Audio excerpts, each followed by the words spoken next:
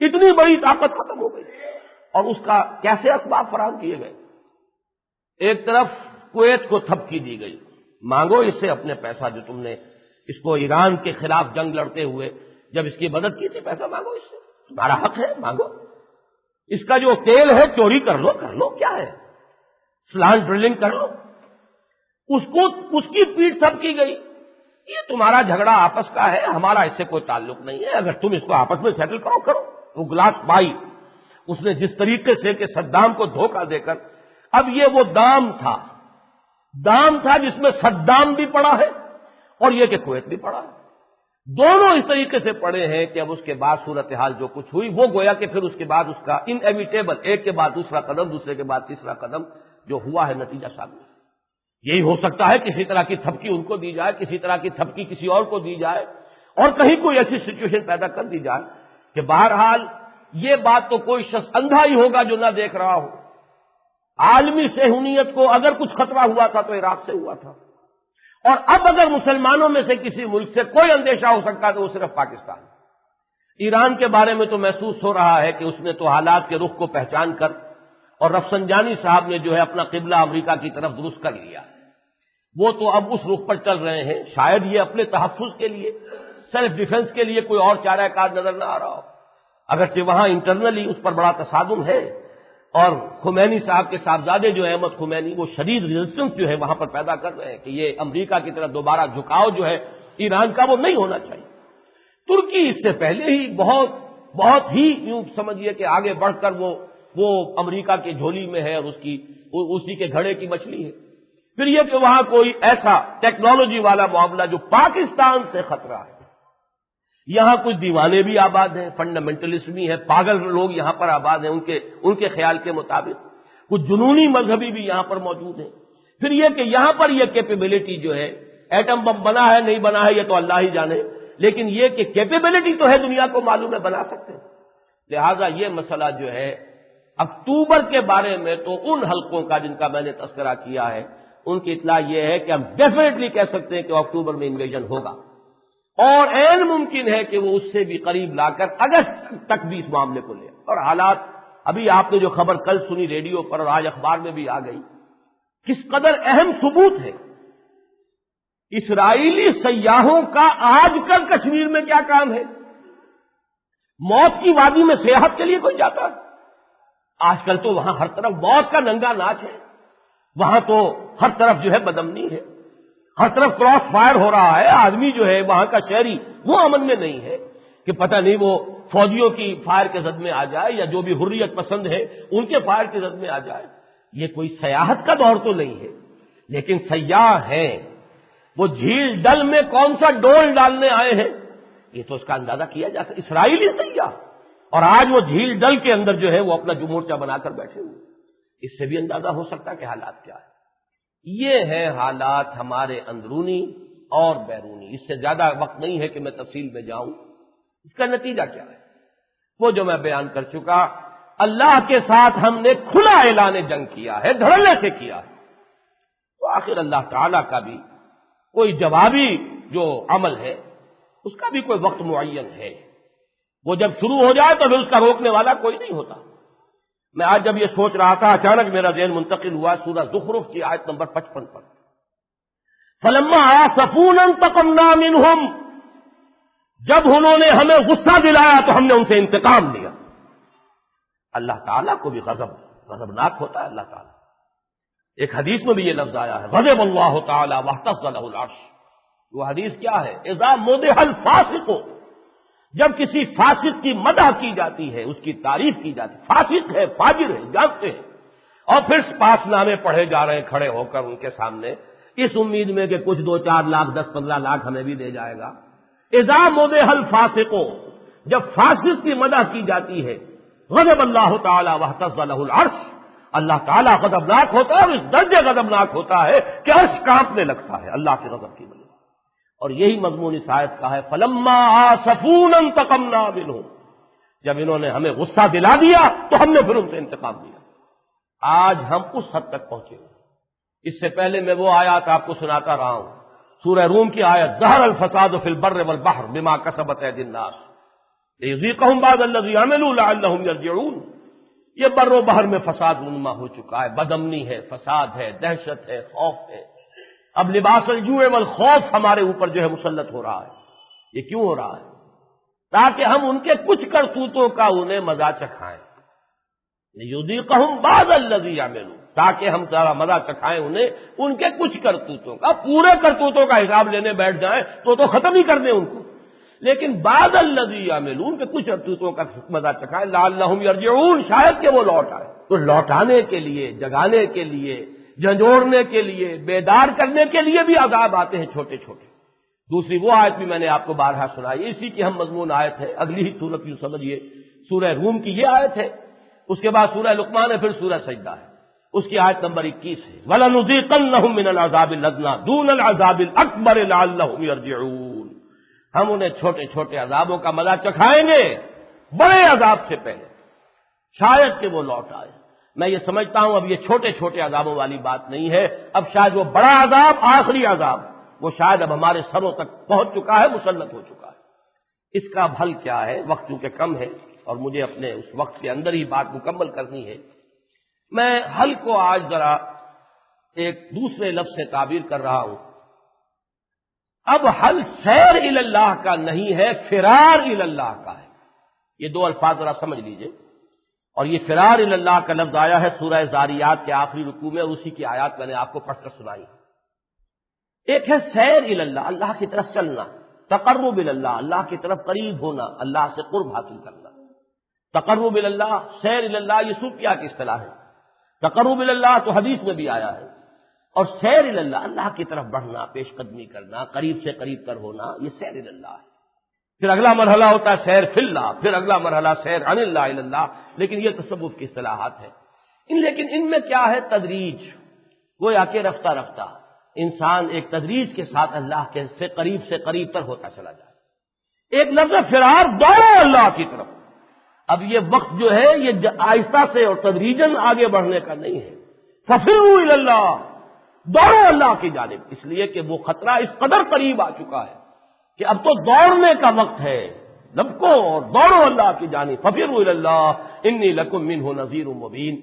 یہی تصور ایک حدیث میں بھی آیا ہے کہ حضور جو دعائیں مانگا کرتے تھے اللہ تعالیٰ سے، ان میں یہ بڑے پیارے الفاظ آئے ہیں، لا ملجا منک ولا ماوا الا الیک، پروردگار تجھ سے بچ کر جانے کی جگہ اور تیری پکڑ سے اپنے آپ کو بچانے کا راستہ بھی سوائے اس کے کوئی نہیں کہ تیرے ہی دامن میں آ کے پناہ لے لی جائے، اور کہاں پناہ ملے؟ نہ کہیں جہاں میں پناہ اما ملی، جو اما ملی تو کہاں ملی؟ میرے جرم خانہ خراب کو تیرے عفو بندہ نواز میں اللہ کی پکڑ سے بچنا ہے تو کہاں جاؤ گے؟ جس کی میں ایک بڑی سادہ مثال دیا کرتا ہوں کہ بچے کو اگر ماں مار رہی ہو تو بچہ ماں ہی سے نپٹتا، کہیں اور نہیں جاتا، کہاں جائے؟ اس کے لیے تو ایک ہی ڈر ہے، رحمت اور شفقت کی جگہ ایک ہی ہے، لہذا یہ نہیں ہوتا کہ وہ بھاگ کر کہیں اور چلا جائے، وہ ماں سے نپٹے گا چاہے ماں مار رہی ہے۔ اسی طریقے سے لا ملجا منک ولا ماوا الا الیک، پروردگار تیری پکڑ سے بچ کر جانے کا اور تیرے مقابلے میں کہیں کوئی پناہ حاصل کرنے کی کوئی جگہ نہیں ہے سوائے تیرے ہی دامن عفو و رحمت میں۔ یہی وہ بات ہے ففروا الی اللہ۔ تو میں نے جو آیات آج پڑھی تھی، میں چاہتا ہوں کہ بہت ہی اختصار کے ساتھ ذرا ان کا مفہوم آپ کے سامنے رکھ دوں۔ فرمایا وَالسَّمَاءَ بَنَيْنَاهَا بِأَيْدٍ وَإِنَّا لَمُوسِعُونَ، اس آسمان کو ہم نے بنایا اپنے ہاتھوں سے، یعنی اپنی طاقت، اپنی قدرت سے، اور یقیناً ہم وسعت والے ہیں، یا اس کا ایک مفہوم یہ بھی ہے کہ ہم مزید وسیع کرنے والے ہیں۔ اس میں گویا کہ وہ تصور بھی آ جاتا ہے جو آج جدید سائنس کے میدان میں ہے، کہ theory of the expanding universe, یہ کائنات ابھی پھیل رہی ہے، ہم اسے اور وسعت دیں گے، اِنَّا لَمُوسِعُونَ، یعنی یہ جو سماوات کا معاملہ ہے یہ کوئی فنش پروڈکٹ نہیں ہے کہ بس جو بن گیا بلکہ اس میں اور اضافے ہو رہے ہیں۔ جیسے کہ علامہ اقبال نے کہا ہے کہ یہ کائنات ابھی ناتمام ہے شاید، کہ آ رہی ہے دمادم صدائے کن فیکون، والسماء بنیناہا بِأَیْدٍ وَإِنَّا لَمُوسِعُونَ وَالْأَرْضَ فَرَشْنَاهَا فَنِعْمَ الْمَاهِدُونَ، زمین کو ہم نے بچھا دیا، اس کو ہموار کر دیا، فرش بنا دیا، مہد بنا دیا۔ ماہدون، مہد جو ہے ماں کی گود کو بھی کہتے ہیں، من المہد الی اللحد، تو اس کے اندر جو تمہاری پرورش کا سامان ہم نے رکھ دیا ہے۔ اور اس کے بعد فرمایا وَمِن كُلِّ شَيْءٍ خَلَقْنَا زَوْجَيْنِ لَعَلَّكُمْ تَذَكَّرُونَ، اور ہر شے میں ہم نے جوڑے بنائے ہیں شاید کہ تم نصیحت حاصل کرو۔ بڑی عجیب بات ہے یہ، وقت نہیں ہے زیادہ، میں اس وقت درس نہیں دے رہا ان آیات کا، کیونکہ ایک جوڑے کا تذکرہ ہو گیا آسمان اور زمین۔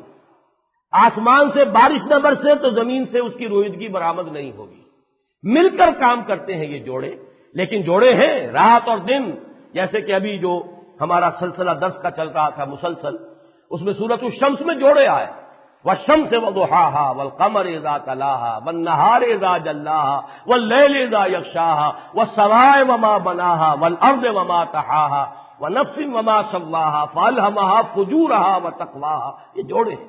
ہم نے ہر شے کو جوڑوں کی شکل میں بنایا شاید کہ تم نصیحت اخذ کرو۔ کیا مانی؟ یہ ہے اصل میں فوڈ فار تھاٹ۔ ایک بات کہہ کر اب ذرا اپنے ذہن کو خود لاؤ حرکت میں۔ اس دنیا کا جوڑا آخرت ہے، یہ دنیا اکیلی اس کی کوئی توجیہ ہی نہیں ہے حیات دنیاوی کی انسان کی، جب تک کہ آخرت اس کے ساتھ شامل نہ کر لی جائے۔ یہ پورا فلسفہ جو ہے میں بیان کر چکا ہوں اپنے سفر سے پہلے، جو سورۃ العلق کا درس ہوا ہے، اور اس میں قیامت کا جو تصور ہے اور آخرت کا تصور۔ اس کے بعد فرمایا فَفِرُّوا إِلَى اللَّهِ إِنِّي لَكُم مِّنْهُ نَذِيرٌ مُّبِينٌ، یہ آخرت آ کر رہے گی، آنے والی ہے، اس کا ایک نتیجہ نکلتا ہے فَفِرُّوا إِلَى اللَّهِ، تو دوڑو اللہ کی طرف، إِنِّي لَكُم مِّنْهُ نَذِيرٌ مُّبِينٌ، یقیناً میں تمہارے لیے اس کی جانب سے صاف صاف خبردار کرنے والا اور آگاہ کر دینے والا۔ میرا کام ہے خبردار کر دینا، میرا کام ہے بتا دینا کہ عذاب آ رہا ہے، میرا کام ہے متنبع کر دینا کہ جدھر جا رہے ہو ہلاکت ہے، تباہی ہے، بربادی ہے۔ اس سے زیادہ میرے اختیار میں کچھ نہیں، میں صرف نذیر ہوں، نذیر عریاں، کھل کر بتا دینے والا کہ جدھر جا رہے اس کا انجام یہ ہے۔ آگے تمہارا اپنا طرز عمل ہے، تم اللہ کی طرف لوٹتے ہو یا نہیں لوٹتے، توبہ کرتے ہو نہیں کرتے، رجوع کرتے ہو نہیں کرتے، یہ تمہارا فیصلہ ہے۔ وَلَا تَجْعَلُوا مَعَ اللَّهِ إِلَٰهًا آخَرَ إِنِّي لَكُم مِّنْهُ نَذِيرٌ مُّبِينٌ، اور اللہ کے سوا کسی کو اپنا معبود مت ٹھہراؤ، اور یہاں پہ بڑے پیارے الفاظ یہ اللہ کے ساتھ کسی اور کو معبود نہ بنا لو، یہ ہے جس کا کہ اصل جرم ہم کر رہے ہیں۔ مسجد میں اللہ کی نماز ہے، پارلیمنٹ میں بالادستی اللہ کی نہیں ہے، پارلیمنٹ کی ہے۔ علامہ اقبال کے فرزند اقبال ڈاکٹر جاوید اقبال وہ بھی بڑا اعلان کر رہے ہیں ساورنٹی، پارلیمنٹ کی ساورنٹی، گویا کہ کفر ہے جس کی کہ وہ تلقین کر رہے ہیں، اپنے باپ کے نظریے کی بالکل نفی کر رہے ہیں۔ وہ تو یہ کہہ کر گئے تھے کہ سروری زیبا فقط اس ذات بے ہمتا کو ہے، حکمراں ہے ایک وہی، باقی بتانے آدمی۔ آپ پارلیمنٹ کو بت بنانا چاہتے ہیں، اسے الہ بنانا چاہتے ہیں۔ انسانی حاکمیت کا تصور در حقیقت اللہ پر ایمان کی نفی ہے، لیکن دھڑلے کے ساتھ بڑے سے بڑے دانشور، انہی کی پذیرائی ہے تمام حلقوں کے اندر، انہی کی بات ہے جو سنی جائے گی، انہی کی باتیں ہیں جو تفصیل سے اخبارات میں چھپیں گی۔ یہ پورا معاشرہ جو ہے وہی دانشور جو کہہ رہے ہیں ڈٹ کر پارلیمنٹ کو سوورنٹی ہونی چاہیے، اور وہ مولوی بھی جو ہے منقار زیر پڑھ کر کے رہ گئے ہیں، سوائے ایک مولانا زاہد الراشدی صاحب کے، انہوں نے ایک فتویٰ جو ہے استفتاء لکھ دیا ہے کہ یہ مشروط شریعت بھی جائز ہے کہ نہیں۔ تو مشروط شریعت کہاں جائز ہوگی؟ اسی ندا میں جو میری تقریر پچھلی چھپ چکی ہے میں نے اس میں بیان کیا۔ لیکن یہ کہ سوچنے کی بات تو یہ کہ ہم کرتے کیا رہے ہیں، انہی کو سہارا دیا ہم نے، انہی کے ساتھ اتحاد بنائے، انہی میں اپنے آپ کو مدغم کر دیا۔ اب روئیں تو کس کے سامنے روئیں، شکوہ کریں تو کس سے کریں؟ یہ در حقیقت ہے باد سبائی ہم آوردہ پست، یہ اپنی غلط طریقہ کار کا نتیجہ ہے کہ جو اب سامنے آ رہا ہے۔ بہرحال یہ جو ساورنٹی کا تصور ہے، ہیومن ساورنٹی، یہی در حقیقت اس دور کا سب سے بڑا شرک، سب سے بڑا کفر ہے، حاکمیت صرف اللہ کی۔ یہی وجہ ہے میں نے تو ایک بات طے کی ہے کہ مغربی جمہوریت کے بارے میں میں کم سے کم توبہ کر رہا ہوں کہ آج کے بعد جمہوریت کا لفظ میں زبان پر نہیں لاؤں گا، اس لیے کہ جمہوریت جو ہے در حقیقت وہ پاپولر ساورنٹی، وہ اس کا انٹیگرل پارٹ ہے۔ جب آپ ایک لفظ استعمال کریں گے لازماً اس کا ایک نتیجہ جو ہے سامنے آ جائے گا۔ اب سمجھائیے، بیان کیجئے، لوگوں کو عام کیجئے، اس کے اندر آگہی جو ہے ان کے اندر بڑھائیے کہ یہ جمہوریت جو ہے در حقیقت اسلامی جمہوریت یہ ہے کہ اس کے اندر صرف ان معاملات میں مشورہ باہم کیا جائے کہ جہاں اللہ اور اس کے رسول کا کوئی واضح حکم نہیں ہے، جہاں اللہ اور اس کے رسول کا واضح حکم آ گیا وہاں سر تسلیم خم، لیکن یہ ہے کہ لفظ جمہوریت در حقیقت چونکہ مغرب کی پیداوار ہے، یہ مغربی کانسیپٹ ہے جس کے بارے میں وہ جو کچھ علامہ اقبال نے کہا، واقعہ یہ ہے کہ اپنی جگہ پر جمہوریت جو اصل جمہوریت ہے، جس کا اصل رسول ہے ڈیوائن جو پاپولر سوورنٹی، وہ تو کفر ہے، وہ شرک ہے، اس میں کوئی شک نہیں۔ اس اعتبار سے لفظ خلافت ہمیں استعمال کرنا چاہیے، خلافت کا تصور ہے، پاپولر سوورنٹی نہیں، پاپولر وائسیرنسی، یہ ہے جو ہمیں استعمال کرنا چاہیے۔ بہرحال اس کو اس آیت کے حوالے سے پہچانیے، وَلَا تَجْعَلُوا مَعَ اللَّهِ إِلَٰهًا آخَرَ، اللہ کے ساتھ کسی اور کو الہ نہ بنا لو۔ یہ کہ مسجد میں تو اللہ ہی معبود ہے، اسی کے سامنے سر ٹیکا جا رہا ہے، ماتھا ٹیکا جا رہا ہے زمین کے اوپر، لیکن یہ کہ پارلیمنٹ میں عوام سوورن ہے، ان کے نمائندے سوورن ہیں، وہ جو چاہے قانون بنائے، اور اللہ کی اور اس کے رسول کی کہ احکام کی جو تعبیر وہ کریں گے وہ مانی جائے گی۔ اس لیے کہ پارلیمنٹ کی سوورنٹی کا مطلب تو یہی ہے۔ میں بہرحال کہتا رہا ہوں کہ یہ سارا حق جو ہے عدلیہ کو ہونا چاہیے، وہ طے کرے گی کہ کیا شے جائز ہے، کیا شے ناجائز ہے، شریعت کی روح سے کیا چیز کس چیز کا جواز ہے، کس کا نہیں۔ پارلیمنٹ اس کے تابع رہے۔ اسی لیے وہ اشتہار جو میں نے آپ کو پڑھ کر سنایا اس میں یہ جملہ بھی موجود تھا کہ فیڈرل شریعت کورٹ کو تمام پابندیاں ہٹا کر اسے اختیار دے دیا جائے، کوئی اس کے اندر استثناء نہ ہو، کوئی ریزرویشن نہیں، کوئی ایکسیپشن نہیں، کہ جس شے کو بھی وہ قرار دے دے کہ یہ خلاف شریعت ہے وہ یہاں معدوم ہو جائے، کالعدم ہو جائے۔ اگر ہم بغیر کسی استثناء اور ریزرویشن کے یہ بات نہیں کرتے تو گویا کہ ہم نے دین کے حصے بکھرے کر دیے۔ افتؤمنون ببعض الکتاب وتکفرون ببعض، اور گویا کہ ہم نے اللہ کے ساتھ خود اپنے آپ کو بھی معبودوں کی فہرست میں شامل کر لیا ہے۔ ہمارا ووٹ، ہمارا نمائندہ وہ سوورن ہے، وہ طے کرے گا، پارلیمنٹ سوورن ہے، تو گویا کہ ہم نے الوہیت کو اور معبودیت کو تقسیم کر دیا، ایک الوہیت اور معبودیت مسجد میں ہے اور دوسری پارلیمنٹ میں۔ وَلَا تَجْعَلُوا مَعَ اللَّهِ إِلَٰهًا آخَرَ إِنِّي لَكُم مِّنْهُ نَذِيرٌ مُّبِينٌ، میں تمہارے لیے اللہ کی طرف سے کھلا اور واضح خبردار کر دینے والا ہوں۔ یہ دو مرتبہ یہاں پر آیا، انی لکم منہ نذیر مبین، اور یہ کہ ففروا الی اللہ، دوڑو۔ خاص طور پر اس رکوع کی طرف میرا ذہن آج اس لیے منتقل ہوا، جیسا کہ میں عرض کر چکا ہوں کہ اب سیر الی اللہ کا نہیں، فرار الی اللہ کا وقت آ چکا ہے۔ نہیں دوڑو گے تو ظاہر بات ہے، دوڑو زمانہ چال قیامت کی چل گیا، اٹھو اگر حشر نہیں ہوگا پھر کبھی۔ یہ آہستہ آہستہ اور تھوڑا تھوڑا سنار کی کھٹ کھٹ کے ذریعے سے کام کرنا جو ہے وہ اب نتیجہ خیز نہیں ہوگا، اب دوڑنا ہوگا اللہ کی طرف۔ كَذَلِكَ مَا أَتَى الَّذِينَ مِن قَبْلِهِم مِّن رَّسُولٍ إِلَّا قَالُوا سَاحِرٌ أَوْ مَجْنُونٌ، اسی طرح نہیں آیا کسی بھی قوم کی طرف ان سے پہلے کوئی رسول، کوئی خبردار کرنے والا، مگر انہوں نے یہی کہا کہ ساحر ہے یا مجنون ہے، پاگل ہے، دیوانہ ہے، جنون کا عارضہ ہو گیا ہے، دقیانوسی آدمی ہے، کیا باتیں کرتا ہے، کس دور کی باتیں کرتا ہے۔ تو یہ تو ہمیشہ کہا گیا، آج ہمیں کہا جائے تو ہمیں تو اس پر خوش ہونا چاہیے۔ ہمارے لیے اس سے بڑی تہنیت کوئی نہیں کہ جو رسولوں کے بارے میں کہا گیا وہ ہمارے بارے میں کہا جائے۔ اگر مجنون انہیں کہا گیا تو ہمیں کہا جائے تو ہمارے لیے تہنیت ہے، مبارکباد ہے۔ اسی یہی مضمون اس حدیث میں بھی آیا ہے کہ بدا الاسلام غریبا وسیعود کما بدا فطوبى للغرباء، اسلام تو جب شروع ہوا تو اجنبی تھا، اس کے جاننے پہچاننے والے نہیں تھے۔ سیعود، سین جو ہے یہاں پر جب آتا ہے فعل مضارع پر عربی میں تو وہ مستقبل قریب کا مفہوم پیدا کرتا ہے۔ ان قریب اسلام پھر غریب ہو جائے گا، مسلمان امیر ہوں گے، بغداد میں محل بنیں گے اور وہاں کنیزوں کے لشکر ہوں گے، ناؤ نوش کی محفلیں جمیں گی، مسلمان امیر ہوں گے، غرناطہ میں محل بن جائے گا، اسلام غریب ہو جائے گا۔ ان دونوں چیزوں کو ایکویٹ نہ کیجئے، اسلام اور ہے، مسلمان اور ہے۔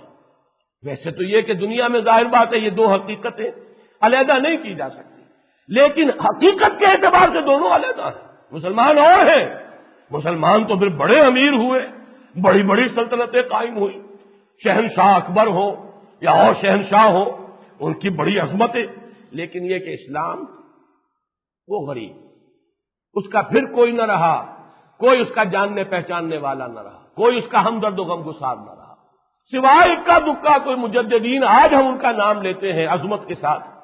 اپنے زمانے میں تو ان کے خلاف مولویوں کے فتوے تھے، ان کو مرتد قرار دیا گیا، انہیں واجب القتل قرار دیا گیا، بہت بڑا مقدمہ بنا دیا گیا تھا۔ یہ شخص اپنے آپ کو حضرت ابوبکر، حضرت عمر سے بھی افضل سمجھتا ہے، یہ احمد سرہندی جس کو آج ہم مجدد الفسانی کے نام سے جانتے ہیں، دربار میں پیشی ہوئی تھی۔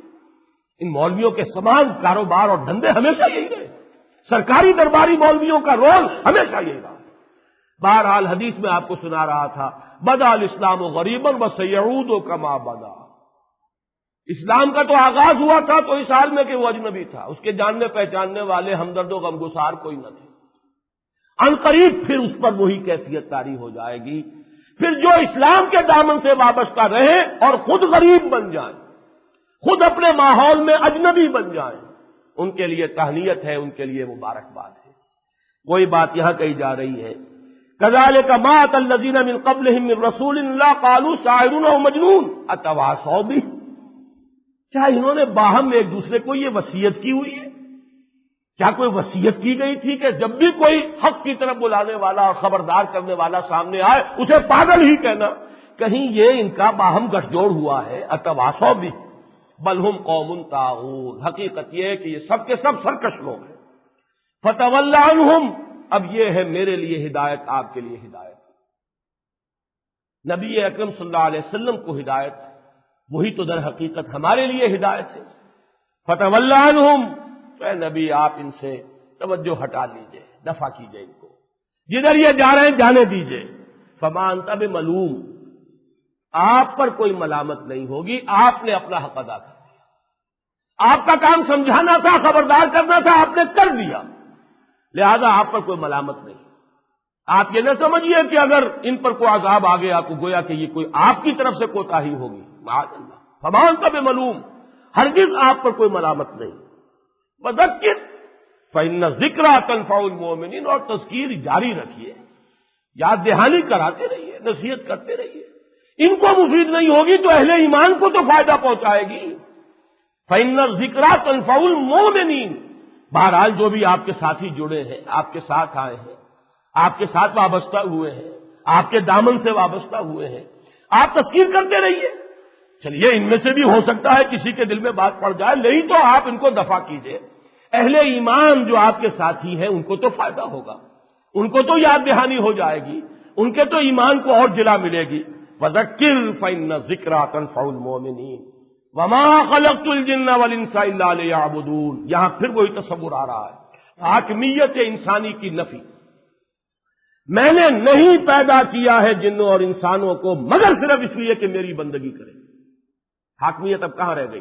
پیدا ہی کیے گئے اس لیے کہ میری بندگی کریں۔ زندگی آمد برائے بندگی، زندگی بے بندگی شرمندگی، یہ تو بنی ہی زندگی ہمیں دی گئی ہے، ہم اس کی اطاعت کریں، ہم اس کی بندگی کریں، ہم اس کی عبادت کریں۔ اب کہتے ہیں غلام کو، غلام کا کام ہے اپنے آقا کی فرما برداری، جو حکم ہو سر آنکھوں پر۔ غلام کسی شے کا مالک نہیں ہوتا، وہ خود مملوک ہے، اپنے آقا کی ملکیت ہے، کسی کا مالک کیا ہوگا؟ کوئی کوٹڑی دے دی ہے آقا نے تو ملکیت تو آقا کی ہے، ٹھیک ہے، وہ اس میں سو رہا ہے، رات کو جا کر آرام کر لیتا ہے۔ کوئی رین بسیرا ہے، اس کا بھی انسان مالک نہیں ہوتا، جیسے کہ بعض شہروں بعض مکانوں کے اوپر لکھا ہوا بھی ہوتا ہے، ای امانت چند روزہ نزد ماس، در حقیقت مالک ہر شے خدا، ہر شے کا مالک تو اللہ ہے۔ لہذا انسان کے لیے حقیقت میں بندگی ہے، بندگی میں نفی ہے حاکمیت کی۔ سروری زیبا فقط اس ذات بے ہمتا کو ہے، حکمراں ہے ایک وہی، باقی بتانے آدری، یہی تصور خلافت ہے۔ انسان کو خلافت دی گئی ہے، حاکمیت نہیں دی گئی۔ انسان حاکم نہیں ہے، خلیفہ ہے۔ جب وہ بادشاہت کا زمانہ تھا بادشاہ خلیفہ ہوتا تھا، یا داؤد انا جعلناک خلیفۃ فی الارض، اس لیے کہ ابھی انسان اس کا جو شعور ہے عمرانی ارتقاء کا، وہ اس مرحلہ اس حد تک نہیں آیا تھا کہ عوامی کوئی جو ہے حقوق کا تصور ہو۔ قبائلی نظام ہے، قبائلی نظام میں شیخ قبیلہ جو ہے سربراہ ہے، بس وہ شیخ قبیلہ اگر خود بھی اللہ کا بندہ ہے اور اللہ ہی کے احکام پر اپنے قبیلے کو چلا رہا ہے تو یہی اسلامی نظام تھا۔ بادشاہ اگر خود اللہ کے احکام کا پابند ہے